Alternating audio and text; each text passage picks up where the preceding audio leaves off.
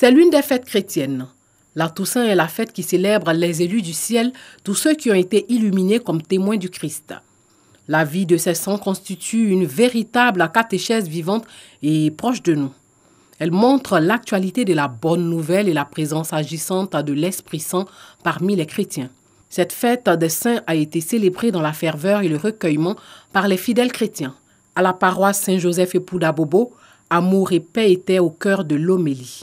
L'amour qui est tapis au plus fond de notre cœur et Dieu le donne comme un don. C'est un don de recevoir cet amour et de vivre conséquemment. Alors, vivre comme un enfant de Dieu, une fille de Dieu, n'a pas forcément de couleur de religion. Dieu invite tous ceux-là à venir auprès de lui. Voilà pourquoi il faut célébrer la Toussaint.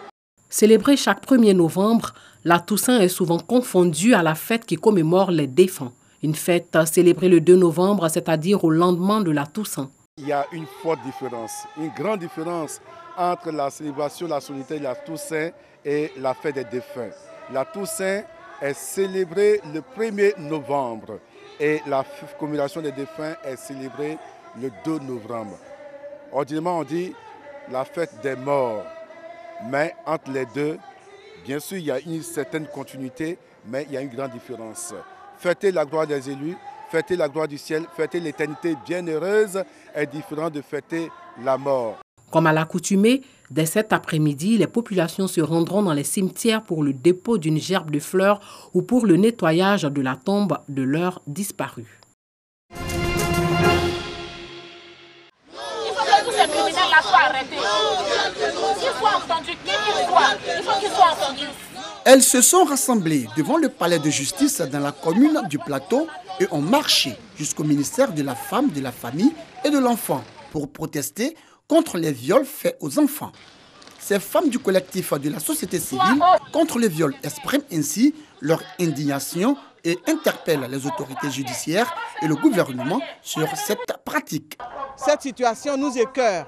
Nous estimons qu'on ne peut pas simplement communiquer sur les réseaux sociaux, en parler dans nos maisons sans que rien ne soit fait. À Madame la ministre, nous demandons simplement, en tant que ministre de la Femme, de la Famille et de l'Enfant, de faire en sorte que cela s'arrête. Elle a le pouvoir de faire en sorte que cela s'arrête. Et nous sommes prêts à l'accompagner dans cette lutte. Selon l'UNICEF, sur 81% des viols, les victimes sont des mineurs et dans 94 des situations, les agresseurs sont des proches des victimes. En Côte d'Ivoire, selon les associations et ONG, le nombre de viols sur les mineurs et les femmes serait en constante augmentation.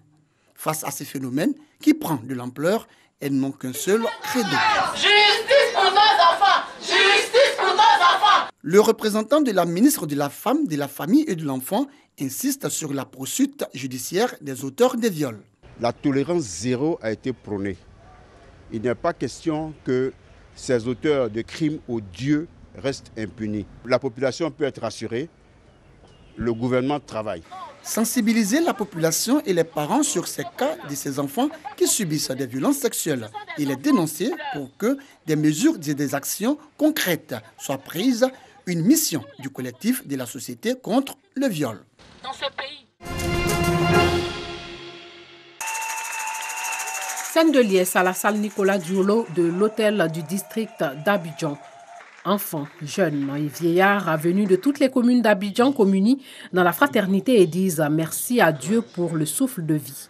Une rencontre qui s'inscrit dans le cadre de la célébration de la Journée nationale de la vie. Cette journée pour sensibiliser la population sur l'importance de la vie, mieux encourager la culture du partage et du bien-être social. Si tu n'as pas de vie, il n'y a pas de goût. Si tu n'as pas de vie, il n'y a pas d'espoir. L'espoir naît quand tu es encore en vie. Donc moi, chaque fois que je peux exprimer, dire merci à Dieu pour le souffle de vie qu'il m'a donné, apprécier, en tout cas, être encore vivant, faire quelque chose pour manifester ma reconnaissance, je le fais. Nous n'avons pas de facture de l'air que nous respirons. Nous n'avons pas de facture de la santé que nous avons. Mais nous vivons chaque jour. Ensemble pour un environnement plus favorable à la vie, c'est le thème choisi pour cette édition 2019 qui invite les populations à une prise de conscience sur l'assainissement du cadre de vie. Si l'environnement dans lequel nous vivons devient dangereux devient nocif, devient toxique, c'est dangereux pour notre vie. Il est important pour un Ivoirien, il est important pour un Africain, il est important pour un citoyen du monde de commencer déjà à adopter des comportements qui vont l'amener à préserver son environnement. C'est capital pour la suivi de l'humanité. La célébration de la Journée mondiale de la vie est à sa 11e édition, une initiative de l'ONG Les Amis de la Vie. J'étais compagnon de Houphouët-Boigny tout jeune à 24 ans. Il est l'une des dernières figures encore en vie qui a connu et côtoyé le président Félix Houphouët-Boigny. Ministre de l'Éducation nationale durant plusieurs années, Lambert Amontano a contribué à l'édification de la Côte d'Ivoire moderne. Ce défenseur de la République sera à l'honneur le 15 novembre prochain. Un hommage pour reconnaître les valeurs de cette référence sociale, culturelle, administrative et politique. Ces festivités nous permettront de témoigner notre reconnaissance et celle de toute la nation à un homme aux qualités de bâtisseur. Une telle démarche lui confère une autorité morale qui l'élève au rang de modèle à suivre pour les générations à venir. L'hommage a une valeur thérapeutique pour la personnalité qui en reçoit les marques. C'est donc un exercice à la limite, une catharsis qui permet de réintégrer l'homme dans la société en mettant en scène des moments forts de son passé qui façonnent son présent. Cette célébration s'inscrit dans le cadre des journées d'hommage aux doyens. Elle sera marquée par une conférence publique sur le thème « L'histoire coloniale et postcoloniale de la Côte d'Ivoire » avec l'un des collaborateurs du président Félix Houphouët-Boigny encore en vie. Une séance de consultation suivie de dons de médicaments aux populations de Boué, village natal de Lambert Amontano à Aboisseau dans le sud Comoé, va clore la cérémonie le dimanche 17 novembre 2019.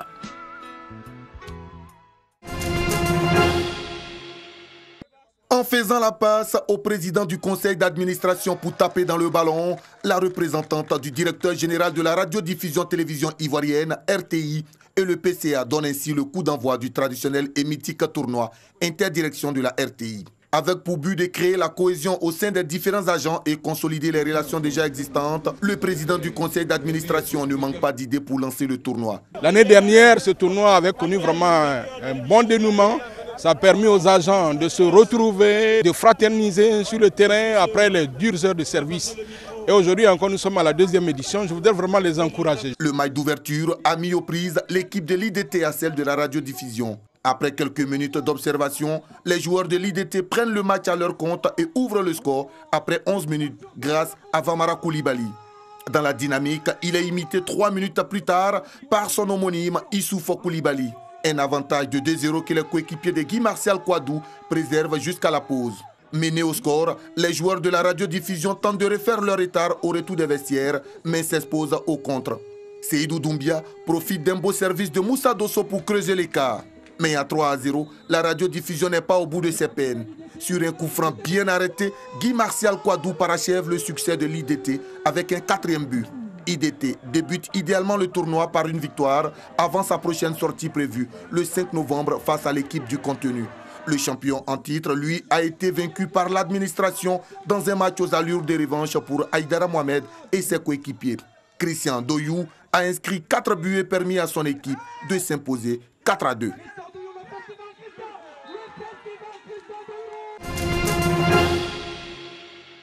À la frontière Éthiopie-Érythrée, le doute subsiste sur l'accord de paix. Le Premier ministre éthiopien a reçu le prix Nobel de la paix 2019 pour la signature d'un accord de paix avec l'Érythrée. Mais dans la zone frontalière, les avancées concrètes se font attendre. Depuis 5 mois, sans explication, le frère de Zaïd est en prison en Érythrée, alors qu'il faisait du commerce de bois de part et d'autre de la frontière. S'il n'y a pas de libre circulation des deux côtés, à quoi ça sert l'accord de paix? On dit qu'il y a la paix, mais nous avons de gros problèmes le long de la frontière. On ne vous donne aucune raison lorsque vous êtes détenu. Tu y vas si tu veux nuire à ta liberté. Il n'y a pas de liberté en Érythrée. La démilitarisation de la frontière, essentiellement côté éthiopien, est la principale avancée. On peut dire que la paix est coincée entre la terre et le ciel. Quand Abiy, premier ministre éthiopien, est allé en Érythrée, il a pris l'avion pour Asmara. Mais il n'a pas instauré la paix ici, à la frontière entre les deux pays. L'Éthiopie serait prête à modifier sa frontière, la séparant de son ancienne province. Des villes et villages éthiopiens passeraient sous giron érythréen. Une source d'inquiétude locale car l'Érythrée est considérée comme un des pays les plus répressifs au monde.